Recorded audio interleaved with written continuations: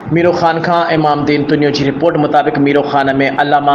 गुलाम Mustafa Qasmi government boys high school में head master Ayaz Hussain Chandio पारां सीरतुन्नबी सल्लल्लाहु अलैहि वसल्लम के हवाले से शानदार तकरीब मुनक़िद कई वई। तकरीब में पाकिस्तान पीपल्स पार्टी ज़िले सदर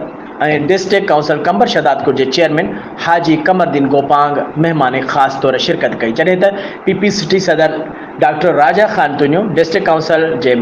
मीर आमिर खान गोपांग, पीपी सिटी मीरो खान के general secretary Saeed Ahmed Bhatti, TO secondary and higher Miro Khan Ashiq Hussain Chandio, head master Ali Asadullah Chandio, head master Abdul Shakoor Tunio, गस्टा सदर मोहम्मद यूनिस चांडियो, एजाज अली तुनियो, वाहिद बख्श तुनियो, हुसैन बख्श मेमन, मुजाहिद सुमरो समेत सियासी समाजी अगवान साहब उस्ताद ने शागिर्दन बड़े अंग में शिरकत की। प्रोग्राम में शरीक मेहमान उस्ताद ने स्कूल के शागिर्दन तरफा मोहसन कायनात हज़रत मोहम्मद मुस्तफ़ा सल्लल्लाहु अलैहि वसल्लम के शान में नातो पढ़ण से गड तकरीरूं पिण कई वयूं।